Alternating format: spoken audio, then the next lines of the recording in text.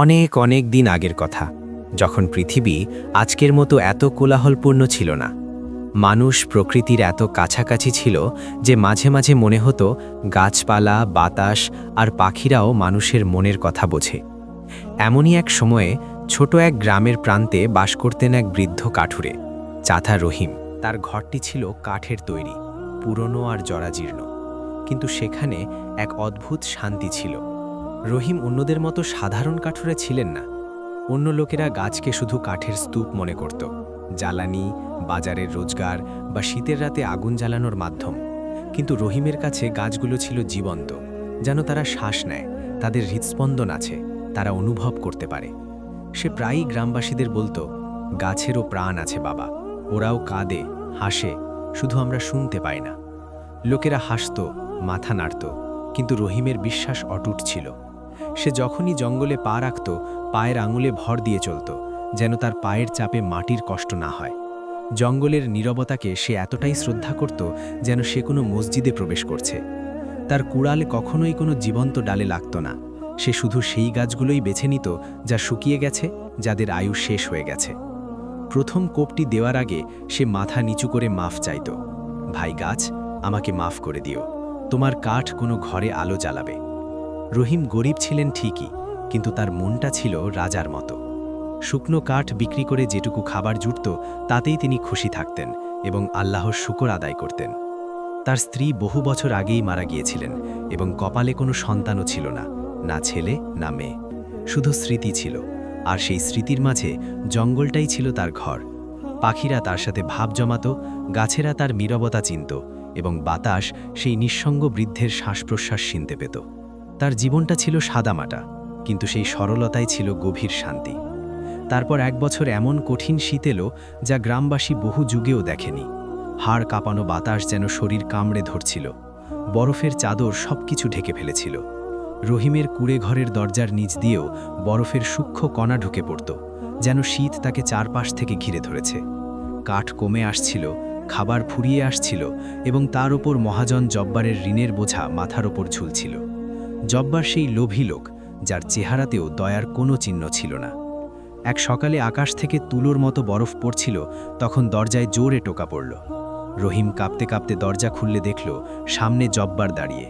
তার জুতোয় বরফ জমে আছে এবং মুখে সেই কঠোরতা আর নিষ্ঠুরতা। সে ধমক দিয়ে বলল, রহিম, আমার ধৈর্য শেষ হয়ে গেছে। এই সপ্তাহের আগে টাকা দাও, নইলে এই কুড়ে ঘর আর জমি বিক্রি করে দেব। তুমি খোলা আকাশের নিচে গিয়ে থেকো। এই কথা শুনে রহিমের মনে হলো যেন পৃথিবীটা হঠাৎ ছোট হয়ে তার চোখের সামনে অন্ধকার হয়ে আসছে। মনে হলো শীত শুধু বাইরে নয়, তার ভেতরেও ঢুকে গেছে। শুকনো গাছ কোত্থেকে আনবে? জঙ্গল তো বরফে ঢাকা। সাদা নীরবতা সবকিছু গ্রাস করে নিয়েছে। জব্বার তার অসহায়ত্ব বুঝতে পেরে চোখে এক ধূর্ত হাসি নিয়ে বলল, একটা উপায় আছে যাতে তোমার পুরো ঋণ মাফ হতে পারে। এমনকি আমি তোমাকে এত টাকাও দিতে পারি যে পুরো শীত আরামে কেটে যাবে। রহিমের বুকের ভেতরটা নড়ে উঠল। সে তার বলিরেখা পড়া মুখ তুলে বলল, কি শর্ত জব্বার সাহেব? জব্বার লম্বা শ্বাস নিল, যেন সে তার কথার প্রভাব আগেই উপভোগ করছে। শিকারীরা বলেছে, জঙ্গলের গভীরে কুয়াশার উপত্যকায় এক বিশাল ওক গাছ আছে। লোকে বলে ওটা 1000 বছরের পুরনো। তার কাঠ লোহার মতো শক্ত আর রং অম্বর পাথরের মতো। আমার ওই গাছটা চাই। আমার প্রাসাদের দরজার জন্য ওটা কেটে নিয়ে এসো। আমি তোমাকে 100 স্বর্ণমুদ্রা দেব। রহিমের শ্বাস কিছুক্ষণের জন্য আটকে গেল। 1000 বছরের পুরনো গাছ, সেই গাছ যাকে গ্রামবাসীরা পূর্বপুরুষদের গাছ বলতো, আবার কেউ কেউ বলতো জঙ্গলের মা। এই গাছ প্রজন্মের পর প্রজন্ম ধরে দাঁড়িয়ে আছে, যেখানে মুসাফিররা ছায়ায় বসে দোয়া করত। রহিমের বুকের ভেতরটা শিউরে উঠল। অসম্ভব, ওটা তো জঙ্গলের মূল শিকড়। তাকে কাটা মানে পুরো উপত্যকার শ্বাস বন্ধ করে দেওয়া। সে কিভাবে তাকে জব্বার তার অসহায়ত্ব বুঝতে পেরে চোখে এক ধূর্ত হাসি নিয়ে বলল, আরে, ওটা তো কাঠ, সাধারণ কাঠ, যা কিছুই অনুভব করে না। তোমরা মানুষরা শুধুই গাল গল্প বানাও। যা করার করো, হয় ওই গাছ, না হয় তোমার কুয়ে ঘর আর জীবন। সিদ্ধান্ত সোজা। এই বলে সে এমনভাবে ঘুরে চলে গেল যেন জীবন মরণের সিদ্ধান্তটা তার কাছে একটা খেলা, অন্য কারো জীবনের বোঝা তার কাছে শুধুই বিনোদন। তার পায়ের নিচে বরফ মরমর করে ভাঙছিল আর রহিমের বুকের ভেতরটাও একইভাবে ভেঙে যাচ্ছিল। দরজা বন্ধ হতেই কুঁড়েঘরে এক দীর্ঘ নীরবতা নেমে এলো, এমন নীরবতা যা শীতের চেয়েও বেশি কষ্টদায়ক। রহিম বসে পড়ল, মাথা দুই হাতে চেপে ধরল। তার ভেতরে যুদ্ধ শুরু হয়ে গেছে। একদিকে নিজের কুঁড়েঘর, নিজের শেষ আশ্রয়, আর অন্যদিকে জঙ্গলের মা। সেই রাতে সে ঘুমাতে পারল না। তার পাতলা ছেঁড়া বিছানাটা এতটাই ঠান্ডা ছিল যেন মনে হচ্ছে হাড়ের ভেতর বরফ ঢুকে যাচ্ছে। সে সারা রাত এই দ্বিধায় ছটফট করতে লাগলো। সকালের প্রথম আলো যখন ভাঙা বেড়ার ফাঁক দিয়ে ভেতরে এলো, রহিম একটা দীর্ঘশ্বাস ফেলল। সে একটা সিদ্ধান্ত নিয়ে ফেলেছে। সিদ্ধান্তটা সহজ ছিল না, কিন্তু বাধ্য হয়েই তাকে এটা করতে হচ্ছে। সে তার ভারী কুড়ালটা তুলে নিল, সেই কুড়াল যা দিয়ে সে কখনো কোনো জীবন্ত গাছে আঘাত করেনি। তারপর তার পুরনো পশমি চাদরটা কাঁধে জড়িয়ে ধীরে ধীরে জঙ্গলের দিকে রওনা দিল। রাস্তা ছিল অত্যন্ত কঠিন, হাঁটুর সমান বরফ জমেছিল। প্রতি কদমে পা দেবে যাচ্ছিল আর জোর করে টেনে তুলতে হচ্ছিল। বাতাসে এক অদ্ভুত শব্দ ছিল, যেন প্রতি কদমে বাতাস রহিমকে প্রশ্ন করছে। ঠান্ডা তার মুখে সুঁইয়ের মতো বিঁধছিল, কিন্তু সে থামল না। সে ঘন্টার পর ঘন্টা হাঁটতে লাগল, জঙ্গলের সেই গভীরতায় যেখানে তার পা আগে কখনো পড়েনি। গাছের ওপর বরফের স্তর জমেছিল, ডালপালা নুয়েছিল, যেন পুরো পৃথিবীর শীতে ক্লান্ত হয়ে পড়েছে। অবশেষে সে কুয়াশার উপত্যকায় পৌঁছালো। এখানে নিস্তব্ধতা এতটাই গভীর ছিল যে নিজের হৃদস্পন্দনও জোরে শোনা যাচ্ছিল। কুয়াশা বাতাসে ভাসছিল, যেন কেউ বাতাসে দুধ গুলে দিয়েছে। আর সেই নীরব কিন্তু ভয় জাগানো পরিবেশের মাঝে দাঁড়িয়েছিল সেই বিশাল গাছ, তার পুরো শান শওকত, গাম্ভীর্য আর মর্যাদা নিয়ে। রহিমের শ্বাস যেন আটকে গেল। গাছটা মানুষের বর্ণনার চেয়েও অনেক বড়, অনেক বিশাল, অনেক বেশি জীবন্ত ছিল। তার কাণ্ডের পরিধি এতটাই বড় যে 10 জন মানুষ হাত ধরাধরি করেও পুরোটা ঘিরতে পারবে না। তার ডালগুলো আকাশের দিকে নুয়ে ছিল না, বরং সোজা হয়ে দাঁড়িয়েছিল, যেন মেঘগুলোকে ধরে রেখেছে। শিকড়গুলো মাটির ওপর দিয়ে এমনভাবে ছড়িয়েছিল যেন সময়ের শিরা উপশিরা, যার ভেতর দিয়ে ইতিহাস বয়ে চলেছে। শীতের মধ্যেও গাছটা ছিল জীবন্ত, স্পন্দনশীল, শ্বাস নিচ্ছে এমন। তার গায়ে শ্যাওলা জমেছিল, যা এক অদ্ভুত ম্লান আলোয় জ্বলছিল। রহিম তার কাছে গেল, পা ফেলছিল খুব সাবধানে। তারপর সে তার খসখসে হাতটা গাছটার ঠান্ডা কাণ্ডে রাখল। মুহূর্তের মধ্যে সে এক হালকা উষ্ণতা অনুভব করল, যেন গাছটা তার হাত ধরে ফেলেছে, যেন বলছে, এসেছো, আমি তোমাকে চিনি। রহিমের চোখ ভিজে গেল। সে কাঁপা গলায় ফিসফিস করে বলল, আমাকে মাফ করে দিও, আমার কোনো উপায় ছিল না। মানুষের নিষ্ঠুরতা আর লোভ আমাকে এখানে টেনে এনেছে। আমার জীবনের বদলে তোমার জীবন, এ কেমন সওদা। সে কিছুক্ষণ ওভাবেই দাঁড়িয়ে রইল। তারপর কুড়ালটা তুলল, 2 হাতে শক্ত করে ধরল, যেন নিজেকে ধোঁকা দেওয়ার জন্য শক্তি সঞ্চার করছে। সে লম্বা শ্বাস নিল এবং কোপ দেওয়ার জন্য ধারালো দিকটা কাণ্ডের কাছে আনল। কিন্তু যেই না ধারালো লোহাটা গাছের ছাল স্পর্শ করতে যাবে, তার হাত থেমে গেল। বাতাসে স্থির হয়ে গেল। সেই থেমে যাওয়ার মধ্যে কিছু একটা ছিল, ভেতর থেকে জেগে ওঠা এক অনুভূতি। রহিম ওপরে তাকালো। ডালের মাঝে শীতে জবুথবু হয়ে বসে আছে এক ছোট্ট পাখি। গাছের কোটরে ঘুমন্ত এক পেঁচা উঁকি দিচ্ছে। গাছটা শুধু কাঠ ছিল না, এটা ছিল একটা ঘর, একটা আশ্রয়, 100 বছরের সাক্ষী। এর ভেতরে জীবন ছিল, গল্প ছিল, প্রজন্ম ছিল। সে 1 ঘন্টায় কিভাবে এটাকে শেষ করে দেবে, শুধু এক লোভী মানুষের প্রাসাদের দরজার জন্য? রহিমের হাত আলগা হয়ে গেল। কুড়ালটা ধীরে ধীরে নিচে নেমে এলো। এক সময় ধাতব অংশটা মাটিতে স্পর্শ করল। তারপর সে ওটাকে জোরে দূরে ছুঁড়ে ফেলে দিল, যেন সেই পাপ থেকে নিজেকে মুক্ত করল। রহিম একদম ভেঙে পড়ল। তার কাঁধ কাঁপতে লাগল, চোখের সামনে কুয়াশা ঝাপসা হয়ে এলো এবং সে বরফের ওপর হাঁটু গেড়ে বসে পড়ল। হাড় কাঁপানো বরফ তার হাঁটু অবশ করে দিল, কিন্তু তার বুকের ভেতর আগুন জ্বলছিল, কষ্টের, অসহায়ত্বের আর হয়তো কিছুটা লজ্জারও। সে 2 হাত মাটিতে রেখে ঝুঁকে পড়ল আর কাঁদতে কাঁদতে বলল, আমি পারবো না, আমি কিছুতেই পারবো না। জব্বার আমার কুঁড়েঘর নিয়ে যাক, শীতে আমার শরীর মরে যাক, কিন্তু আমার আত্মা এই সৌন্দর্যকে হত্যা করে মরবে না। আমি সেই মানুষ হব না যে তোমার ইতিহাসকে শেষ করে দেবে। হে মহান গাছ। তার কান্না জঙ্গলের নীরবতায় মিলিয়ে গেল। বরফের টুকরো তার চুলে, দাড়িতে আর কাপড়ে জমতে শুরু করল। কিন্তু সেই মুহূর্তে শীতের অনুভূতির চেয়ে তার ভেতরের কষ্টটা অনেক বেশি ছিল। কিছুক্ষণ সে ওভাবেই কাঁপতে থাকল। তারপর ধীরে ধীরে উঠে গাছের কাণ্ডে হেলান দিয়ে বসল। রহিম ক্লান্ত হয়ে দীর্ঘশ্বাস ফেলল এবং ঠিক করল ভবিষ্যতের চিন্তা করার আগে কিছুক্ষণ বিশ্রাম নেবে। সে কাঁপতে কাঁপতে তার থলিতে হাত দিল। তার কাছে খাবার বলতে মাত্র দুটো জিনিস ছিল, এক টুকরো শুকনো রুটি আর পুরনো পনির যা শক্ত হয়ে জমে গেছে। হয়তো এটাই তার শেষ খাবার। সে রুটিটা বের করে ধীরে ধীরে ভাঙল। লোকমাটা মুখে দেবে এমন সময় হঠাৎ উপরের ডালে খসখস শব্দ হলো। সে চমকে উঠল। মাথা তুলে যা দেখল তাতে অবাক হয়ে গেল। এক অদ্ভুত দেখতে কাঠবিড়ালি। এমন কাঠবিড়ালি সে তার দীর্ঘ জঙ্গলের জীবনেও কখনো দেখেনি। ঠিক তার মাথার উপরের ডালে বসেছিল। এর রং সাধারণ বাদামি বা ছাই রঙের ছিল না, এর লোম ছিল রথটে, কিন্তু সাধারণ লাল নয়। রোদে সেটা এমনভাবে জ্বলছিল যেন তার উপর সোনার গুঁড়ো ছড়ানো আছে। তার বড় বড় মধুর মতো চোখগুলো ছিল অসম্ভব পরিষ্কার আর বুদ্ধিলিপ্ত। এমন দৃষ্টি সাধারণ কাঠবিড়ালির হয় না। সে এমনভাবে তাকাচ্ছিল যেন মানুষের মনের ভেতর চলা যুদ্ধটা সে পরিষ্কার পড়তে পারছে। কয়েক মুহূর্তের পরই সে অবিশ্বাস্য ক্ষিপ্রতায় গাছ বেয়ে নিচে নেমে রহিমের কয়েক কদম সামনে এসে দাঁড়ালো। সে ভয় পেল না, পালালোও না, শুধু শান্তভাবে তাকিয়ে রইল, যেন বলছে, আমি জানি তুমি কে আর কেন কাঁদছ। রহিমের ঠোঁটে ক্লান্ত কিন্তু মায়ার হাসি ফুটল। সে রুটির ছোট্ট টুকরোটা বাড়িয়ে দিয়ে বলল, নাও ছোট্ট বন্ধু, মনে হচ্ছে তুমিও আমার মতো ক্ষুধার্ত। আমার শেষ খাবারটুকু আমার সাথে ভাগ করে নাও। কাঠবিড়ালি এগিয়ে এলো, রুটিটা নিল এবং কয়েক সেকেন্ডেই চিবিয়ে শেষ করে ফেলল। সে ক্ষুধার্ত ছিল, কিন্তু এক অদ্ভুত আজিজাত্যের সাথে খাচ্ছিল। তারপর সে এমন কিছু করল যা রহিমকে অবাক করল এবং ভেতর থেকে নাড়িয়ে দিল।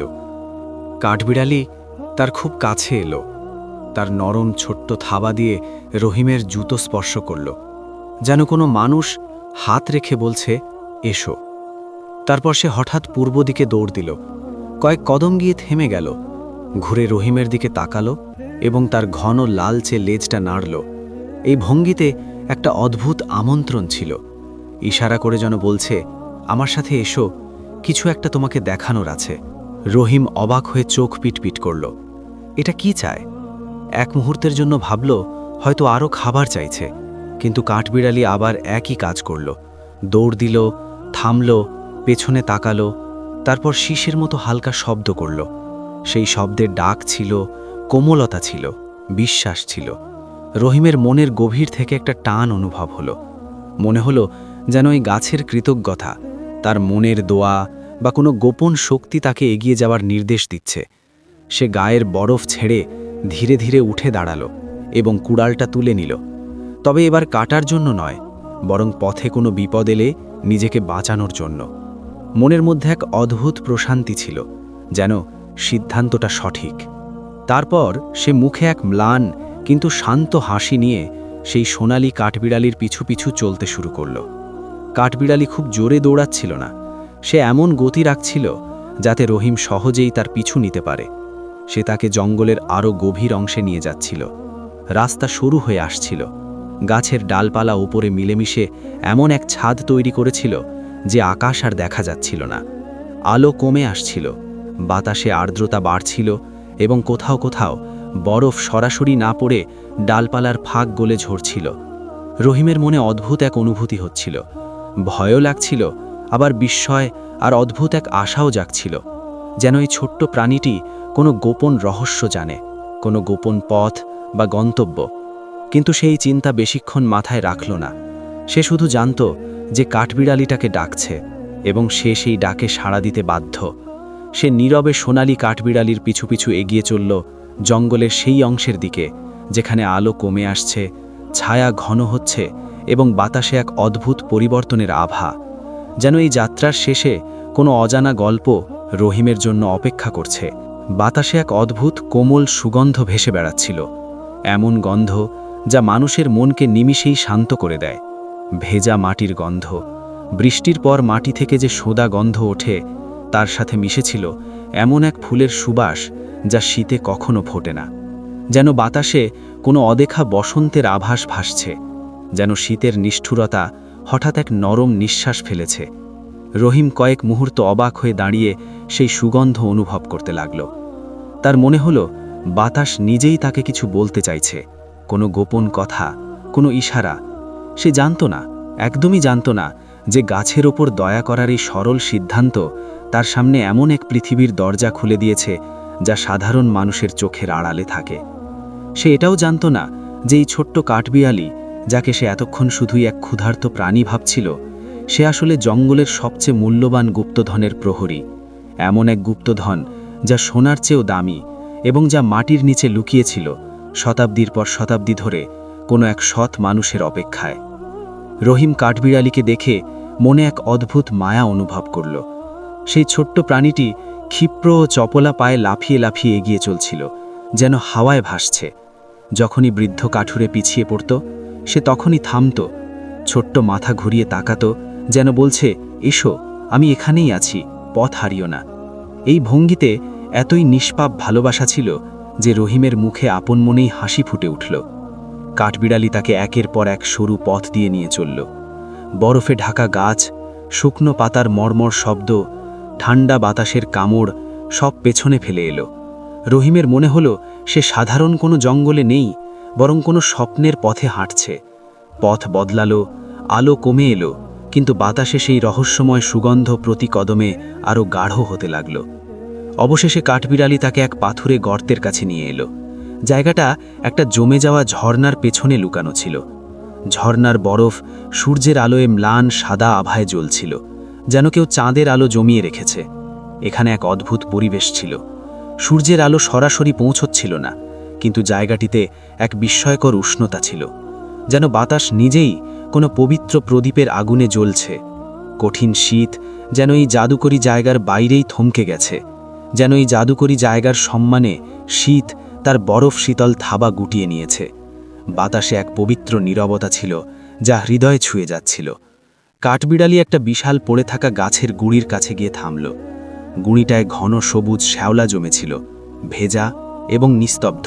ছোট্ট থাবা দিয়ে সে মাটি খুঁড়তে শুরু করল, খুব আগ্রহ আর ব্যাকুলতার সাথে। কিছুক্ষণ পরেই সে থেমে রহিমের দিকে তাকাল, তার মধুর মতো চোখ দিয়ে, সেই উজ্জ্বল উষ্ণ নিষ্পাপ চোখ, যেন বলছে, দেখো, এটা তোমার জন্য। রহিম কাছে গেল, হাঁটু গেড়ে বসল এবং তার ক্লান্ত বুড়ো হাত দুটো বরফের উপর রেখে ঝুঁকে দেখল। তার শ্বাস মুহূর্তের জন্য আটকে গেল, যেন তার সামনে হঠাৎ কোনো অলৌকিক দৃশ্য ভেসে উঠেছে। পচা পাতার পাতলা স্তরের নিচে এক অদ্ভুত প্রাণশক্তিতে ভরা একগুচ্ছ মাশরুম উকি দিচ্ছে। এমন মাশরুম সে তার সারা জীবনের কাঠুরে জীবনে জঙ্গলের পথে কখনোই দেখেনি। ওগুলো ছিল বড়, ভারী আর মজবুত। মাশরুমগুলোর মাথা ছিল গাঢ় লাল রঙের, এমন লাল যা অস্তগামী সূর্যের আভাতেও দেখা যায় না, আর তার উপর সোনার মতো বিন্দুগুলো এমনভাবে জ্বলছিল যেন কেউ রাতের তারা ছিটিয়ে দিয়েছে। ওগুলো থেকে বের হবার সুগন্ধটা ছিল অদ্ভুত, তীব্র কিন্তু মন মাতানো। কস্তুরীর মতো ঘ্রাণ আর তার সাথে বৃষ্টির ভেজা মাটির সোঁদা গন্ধ, এই দুইয়ের মিশ্রণ এমন এক অনুভূতি তৈরি করছিল যেন আত্মা নতুন জীবন ফিরে পাচ্ছে। রহিমের মনে তার দাদির বলা পুরনো গল্পগুলো বিদ্যুতের মতো খেলে গেল। সেই রূপকথার বাদশাহী মাশরুম, সোনালী গুপ্তধন, সেই বিরল মাশরুম যার ব্যাপারে বলা হতো যে ওগুলো শুধু সৎ হৃদয়ের মানুষের সামনেই দৃশ্যমান হয়, শুধু তারাই দেখতে পায় যাদের মন অন্যের ওপর অত্যাচার করা থেকে বিরত থাকে। বলা হতো এর একটা ছোট দানা দুরারোগ্য ব্যাধি সারিয়ে দিতে পারে, এবং রাজপ্রাসাদের কবিরাজরা সোনার দামে এটা কিনতে রাজি থাকে। রহিমের হাত কাঁপতে কাঁপতে এগিয়ে গেল। তার আঙুলগুলো ছিল ঠান্ডা, কিন্তু তার আত্মা যেন মুহূর্তেই উষ্ণ হয়ে উঠল। যেই সে একটা মাশরুম স্পর্শ করল, সেটার পুরো শরীরে এক নরম উষ্ণ শক্তি অনুভব করল। সেই শক্তি মুহূর্তের মধ্যে তার শরীরের ক্লান্তি দূর করে দিল, যেন বছরের পর বছর বয়ে বেড়ানো বোঝা নেমে গেল এবং মনের উপর জমে থাকা বিষাদের কুয়াশা কেটে গেল। তার চোখ ভিজে এলো। সে কাঠবিড়ালির দিকে তাকালো, চোখে কৃতজ্ঞতা, বিস্ময় আর ভালোবাসা সব একসাথে। দুর্বল গলায় সে বলল, এটা কি আমার জন্য তোমার উপহার? ছোট্ট বন্ধু, তুমি কি আমার সামান্য একটু উপকারের বদলায় এত বিশাল গুপ্তধন দিয়ে দিলে? কাঠবিড়ালি খুশিতে ছোট্ট একটা শব্দ করল। সেই শব্দে হাসি, আনন্দ আর কৃতজ্ঞতার এক মিশ্রণ ছিল, যেন বলছে, হ্যাঁ, তুমি এটারই যোগ্য। সেই মুহূর্তে রহিম অনুভব করল এই পৃথিবীটা যতটা বড় মনে হয় আসলে তত বড় নয়। আসল বড় হলো মানুষের মন, সেই মন যা দয়া করে, ভালোবাসা দেয়, আর বিনিময়ে প্রকৃতি তার পায়ের কাছে এমন সব গুপ্তধন এনে দেয় যা সোনার চেয়েও দামি। কাঠবিড়ালি কয়েক সেকেন্ডের জন্য রহিমের দিকে তাকিয়ে রইল, তারপর হঠাৎ হালকা লাফ দিয়ে একটু দূরে গিয়ে আবার মাটি খুঁড়তে শুরু করল। তার ছোট্ট আঙুলগুলো ভেজা মাটিতে পূর্ণ মনোযোগে কাজ করছিল, যেন সে একজন দক্ষ শ্রমিক যে জানে মাটির নিচে কী খনি লুকিয়ে আছে। মাটি সরে যেতেই কয়েক মুহূর্ত পর আরও একগুচ্ছ মাশরুম বেরিয়ে এলো, আগেরগুলোর চেয়েও বড়, আরও সতেজ, যেন জঙ্গল এইমাত্র শ্বাস দিয়ে ওদের জাগিয়ে তুলেছে। রহিম এক মুহূর্তের জন্য বিস্ময় জমে গেল। তার কাছে এসব স্বপ্নের মতো লাগছিল। সে ধীরে মাথা তুলল, আকাশের দিকে তাকালো এবং মনে মনে শকর আদায় করল। আল্লাহ সত্যি আমাকে সেই রিজিক দিয়েছেন যা আমি কল্পনাও করিনি। এসবই সেই একটা ভালো কাজের প্রতিদান। তার বুক অদ্ভুত এক উষ্ণতায় ভরে গেল। কৃতজ্ঞতা, শান্তি আর বিস্ময় সব মিলেমিশে একাকার হয়ে গেল। সে আর সময় নষ্ট করল না। বছরের পর বছর তার সাথে থাকা সেই পুরনো কাপড়ের থলিটা, যেটাতে সে তার সামান্য খাবার রাখত, সেটা দ্রুত খুলল। থলিটা পুরনো, কিনালা ছেঁড়া, কিন্তু আজ মনে হচ্ছিল যেন এই থলিটাও এই মুহূর্তটির জন্যই অপেক্ষা করছিল। রহিম ঝুঁকে মাশরুমগুলো তুলতে শুরু করল, অত্যন্ত সাবধানে, যেন সে কোনো পবিত্র জিনিস স্পর্শ করছে। প্রতিটি মাশরুম সে পরম মায়ায় তুলছিল। নিচের শিকড়গুলো মাটিতেই রেখে দিচ্ছিল, যাতে আবার জন্মাতে পারে। নিয়ামতের হেফাজত করা, এটাই তো একজন কাঠুলের ধর্ম। যা দেওয়া হয়েছে তা নষ্ট না করা। থলিটা ধীরে ধীরে ভরে উঠল।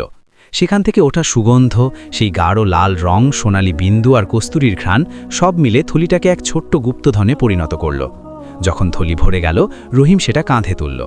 কাঁধে বোঝাটা বেশ ভারী ছিল, কিন্তু মনে অদ্ভুত এক হালকা প্রশান্তি ছিল, যেন ওই ভারী থলিটা তার মনের সব দুশ্চিন্তা দূর করে দিয়েছে। 1 ঘন্টার মধ্যেই তার ভাগ্য, তার অনুভূতি, তার পুরো পৃথিবী বদলে গেছে। যখন সে ফেরার পথ ধরল, কাঠবিড়ালিটা একদম তার কাছে এলো। সেই চনমনে ভঙ্গি, সেই ভালোবাসা মাখা তৎপরতা। সে হালকা লাফ দিয়ে রহিমের কাঁধে উপর বসল। রহিমের বলিরেখা পড়া গালে এক নরম স্পর্শ লাগল। যখন সে তার রেশমি লো বৃদ্ধের খসখসে গালে ঘষল, এক নীরব বিদায়, এক নীরব ধন্যবাদ এবং ভালো থেকো।